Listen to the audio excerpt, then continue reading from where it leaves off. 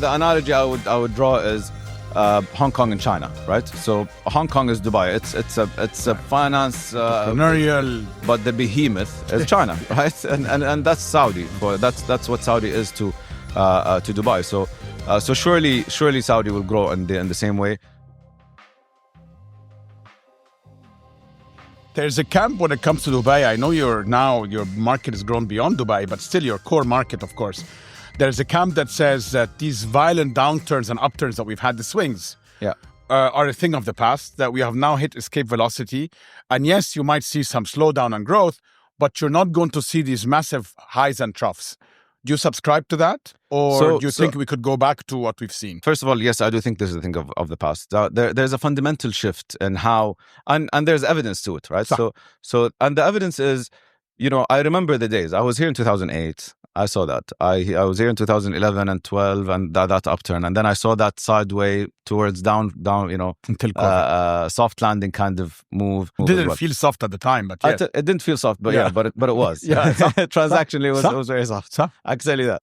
Looking back, every time we say this time it's different, right? And this is the characteristic of bubbles. No, this time it's different because of this, because of that. But I tell you what's, to me, a fundamental shift. I remember in 2008 and 11 and these upturns, there were moves in the real estate market were index moves. So you see areas like Sports City and JVC moving as much as downtown and Furjan and the IFC and everywhere else.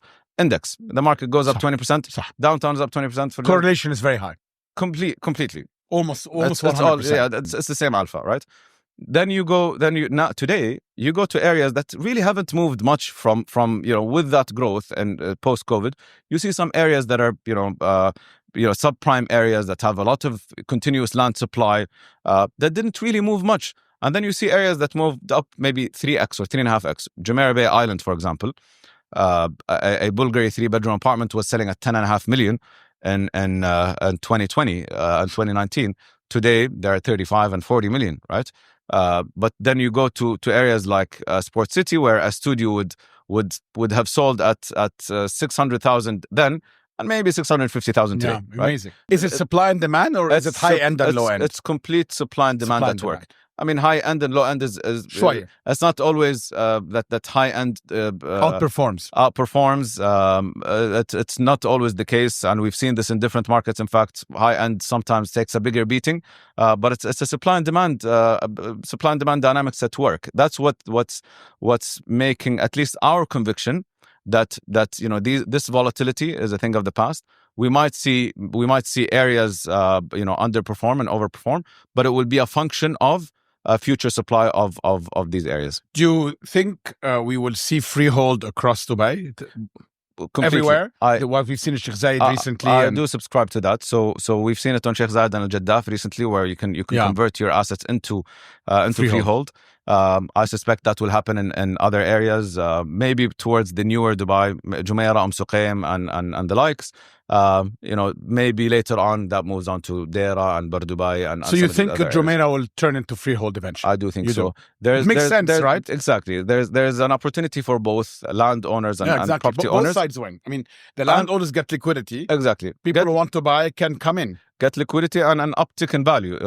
Today, for example, you have a huge arbitrage for GCC on the Jumeirah side. I know that this little area next to City Walk called the Wasl District plots. These Wasl District plots are now trading at 2,200 per square foot, right? They're not the best location because they're very close to Sheikh Zayed. There's an area next to it that has a lot of traffic, but it's trading at 2,200 because it's freehold. You go one step behind it, one street behind it, and you buy them at 750. Yes, so correct. 1/3 of the price. I live in Barsha, so I'm the 750. There you go. So you're the 750. Yeah. And Barsha, they're closer to the 500 and 550. I'll blame my wife, but I'm not the citizen. Exactly. So you go one street behind, which is the better street, quieter street, better location. No.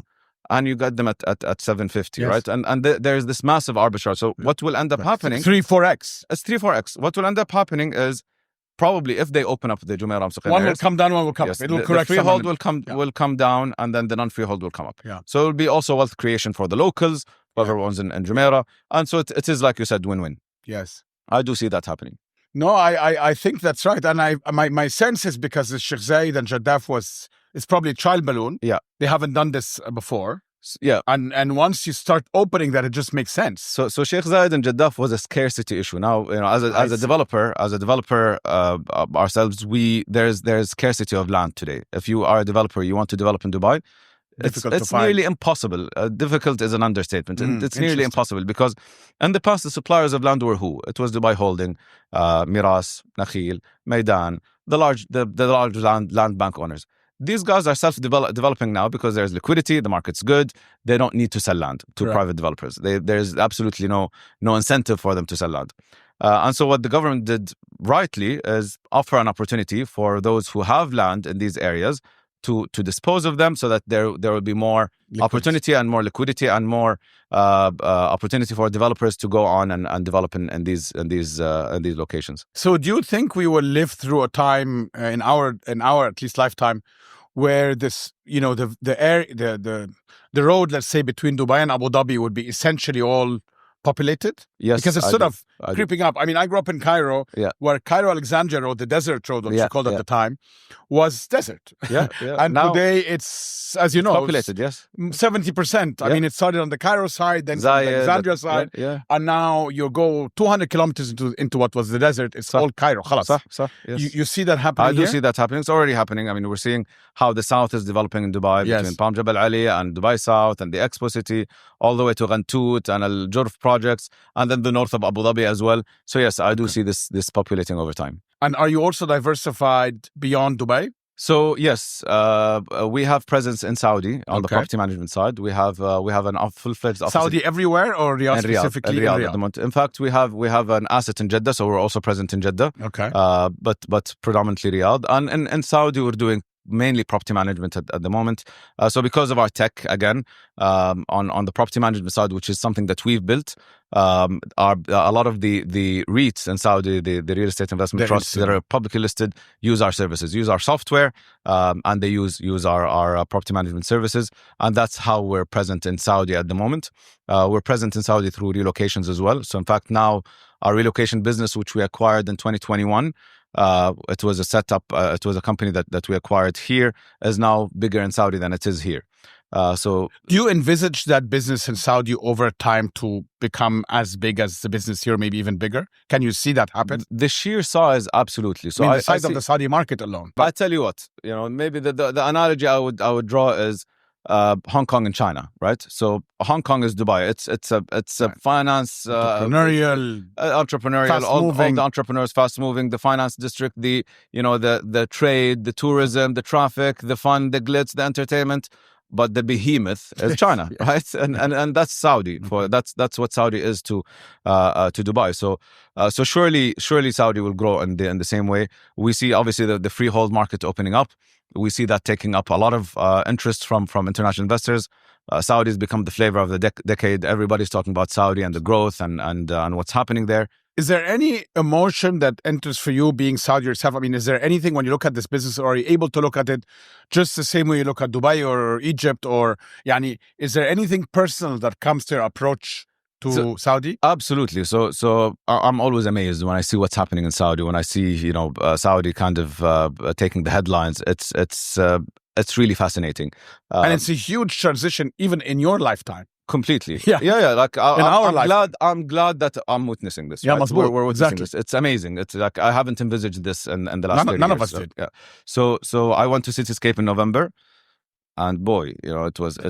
And what's funny is that remember the 2008 days in Cityscape in Dubai when Dubai was just being built. Yeah. There was that buzz and that glitz and the very glamour. Similar. And, now Saudi is doing that. Yes. Dubai is not doing it anymore because they don't have to. It's mostly developed, right? It's mature. But Saudi, it's in development. There's so much happening. So it was really crazy to see. It was refreshing to say the least. So you're looking at Saudi. Where else? Anywhere else? So we're in Egypt, we're in Saudi, we're in China. So China, we have an office that does mostly the B2B. So it's mostly, so in Egypt and Saudi, it's Saudi and Egypt business. In China, it's Dubai business, but soliciting it from China. Yes. And then we have Spain. Spain is a massive market for us. We have a development office in Spain. So Lamar Development is already existing in Spain. We have 19 villas we're building in Marbella, and we just acquired a building in Madrid, in the center of Madrid. Is it GCC LP's interest in Spain or Mexican? Funnily enough, so Mexican interest in Spain? Yes. So, and why do they use you? So how do you come?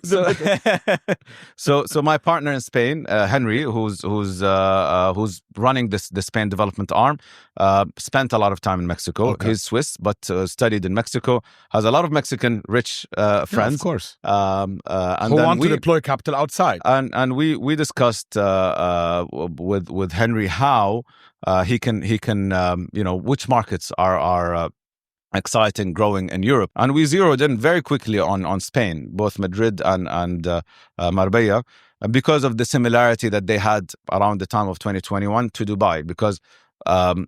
In Dubai, you remember the interest from Europe and CIS countries in Dubai because of everything that's happening there, both social and economic. And then you see what's happening in Madrid is a lot of the Latins, Mexican, Venezuelans, Colombians, Argentinians, they flocked into Madrid for two reasons. One is Miami became very expensive. Miami was their number one location. It has become so expensive and unaffordable. Madrid has offered a lot better tax advantages, right, during that time, or Spain. The airport, also less humid, but anyway. Yeah, exactly. It's much less humid. And then at the same time, the airport, the Madrid airport, became the most connected to Latin America. So it became very accessible. Add to all of that is that they speak the language. So it just made perfect sense. So we said, okay, let's leverage on that trend of Latins moving to Madrid, and then we started seeing more French, UK investors coming into Spain. Obviously, we had the Scandinavians and the Germans for the longest time doing Mallorca and Marbella, and the GCC as well in Marbella. So we saw a similar trend that we're seeing in Dubai in terms of international investment into Spain, and we said this is a market to look into.